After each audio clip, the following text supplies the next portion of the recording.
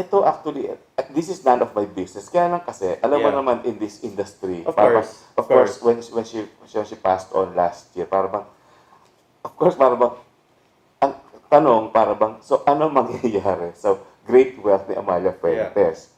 So, iyon ang tinatanong talaga ng lahat ngayon, well, It's since just last year. no, just now. It's just for me, since my I'm very thankful na I have a very good relationship with my sisters. They trust me kasi when my lola had her stroke, um, I was assigned by court to be her official guardian for her estate and everything. And it's been difficult trying to fix things, organize things, because it was not planned.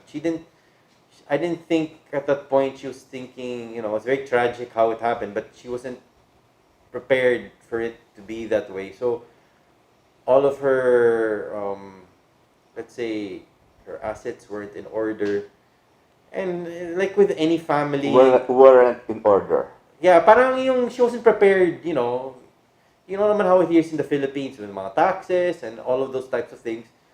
So it's been difficult since at that aspect trying to fix things. And like I said, when money's involved, certain people you can medyo see how things change when money's involved. And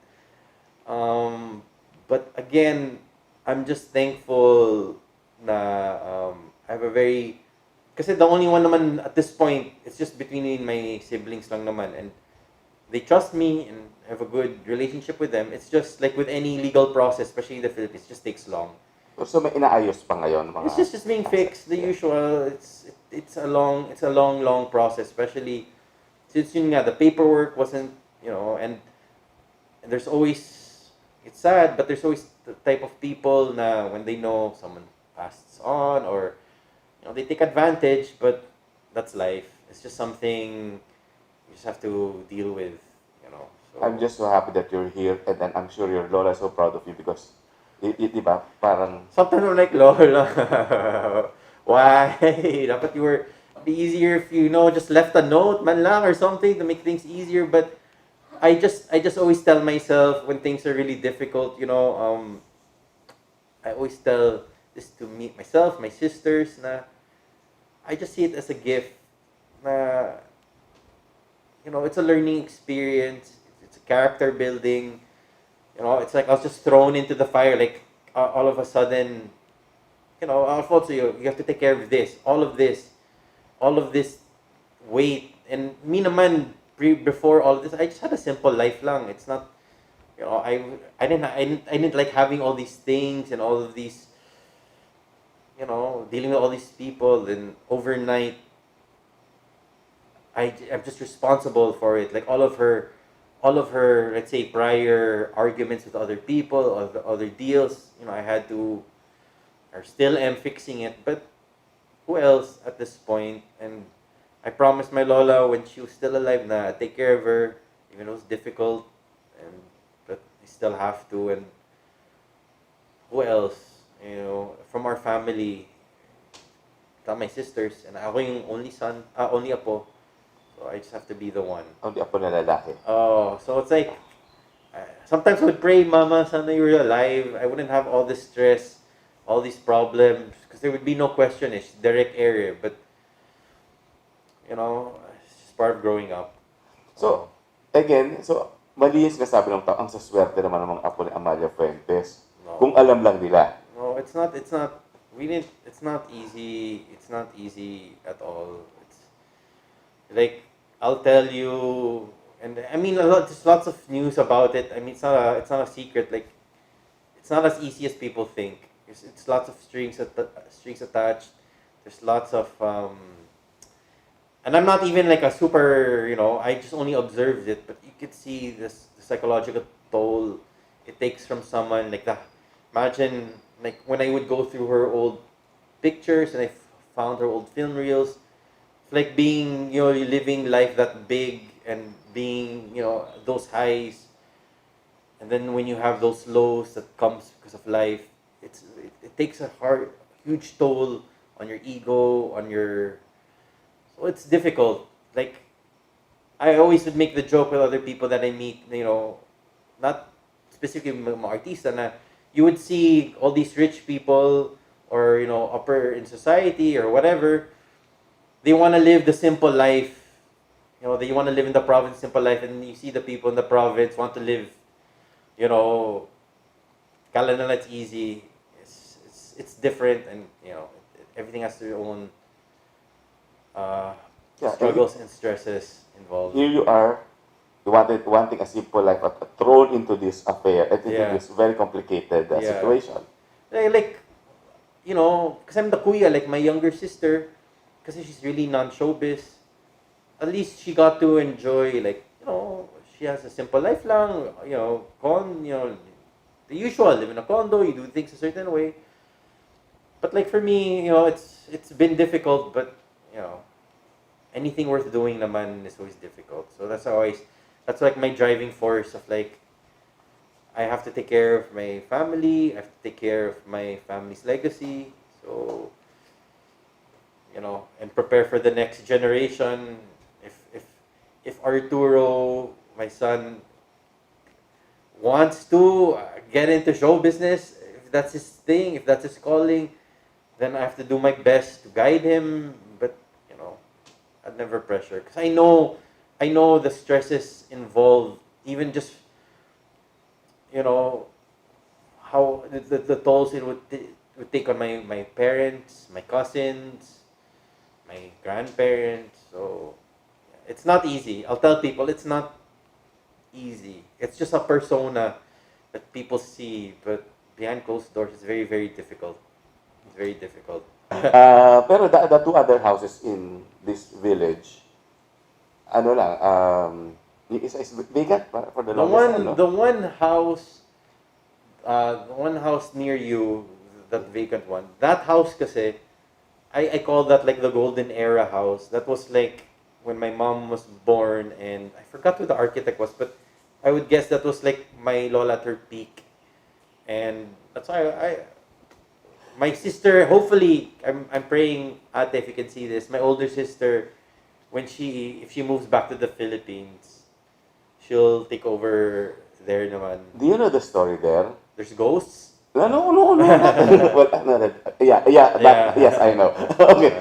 Pero yung, when your Lolo Bobby was making legal to your Lola, Yeah. and they had tampuhan, your Lolo Bobby would park outside.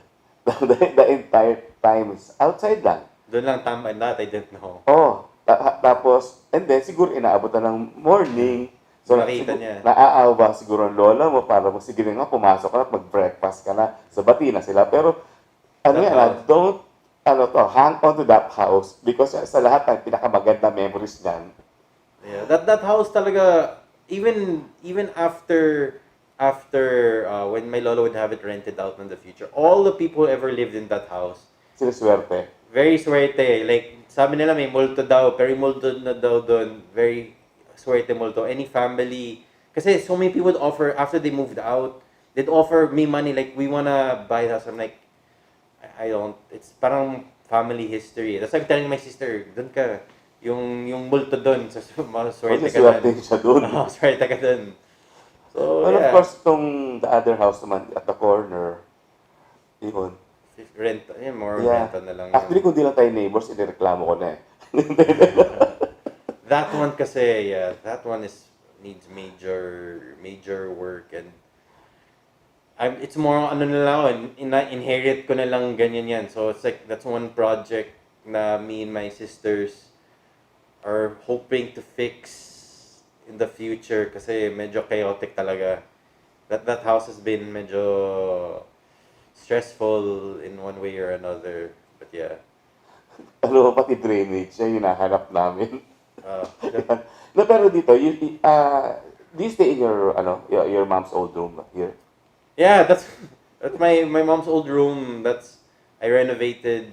I just had it renovated instead. And for me, kasi it's a little bit pricier to live in a home like this. But for me, since I'm gonna have a family soon and with my future wife, it's just like because of COVID, like I said, I would tell people because of COVID, parang nag-iiba yung ano ng tao eh. It's more on before malls and restaurants. It's medyo yung shift. The mindset is shifting. It's gonna be more on yung like during the olden times na having parties at home, being more at home. So, you know, just investment to fix this place and to create new memories with the with the fourth generation of um, you know, of our family. Whatever ano kami, Martinez, Mulak, Sumilang, ano, mix. Did you know that he practically lived in this house? Well, actually, the other house. Yeah, they all grew up here. Tita Arlene, Tito Albert, Tito Aga, Tito Nino. They're all, kasi nga, like I know the slight history of my lola was kind of strict with my mom kasi parang princess. So when my mom was growing up here, my lola would parang semi-adopt them para may mama had a kalaro. Just so it's masaya. So even with sila Tita Gretchen, so Gretchen. Tita Nadia, they would all be Ah, here. sige, Gretchen Barreto. Yeah. They'll all Yeah, grow up batchmates here. sila Yeah, pala. they're all batchmates. So yeah, they all grew up here. So that's why this house, even if it would, let's say, it would have been easier just to, let it go. For me, it's like we don't have an ancestral home and all the memories, good and bad. I feel like I said, make a person, and I just want like the future generation, my son, to see. Oh, this is where if it weren't for this house and all this memorabilia, we wouldn't be where we are. This is our history, Martinez and Mulak.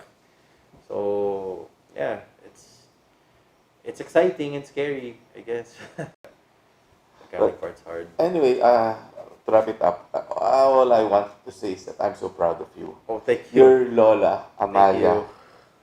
surely is very proud of you. Yeah, With that, para bang, because all these things she worked hard for, and it's not gonna go to waste. And at least, kami mga kaibigan niya, we're happy na meron siyang apo who will take care of the heritage.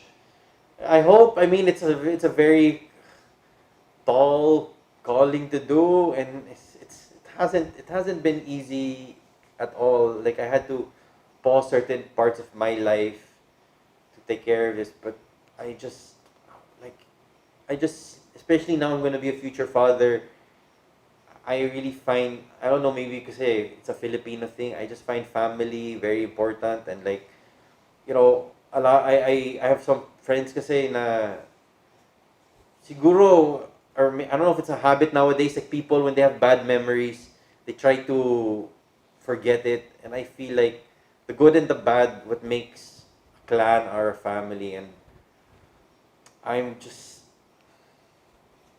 I don't know, maybe the timing or maybe be fate na I appreciate my grandparents more, my family more, and it's just something I just wanna hopefully pass down to the next generation, and yeah, that just keeps me going every day. Like when the news, before going to bed, medyo ang daming bad news, but then in the morning, I'm like, that gets me up in the morning, like, okay, I just really have to buckle down, do this for my future nephew and nieces, do it for me, for my mom, for my lola, for my cousins, Arturo. for Arturo. At Yeah, letter A pa rin. has to be letter A.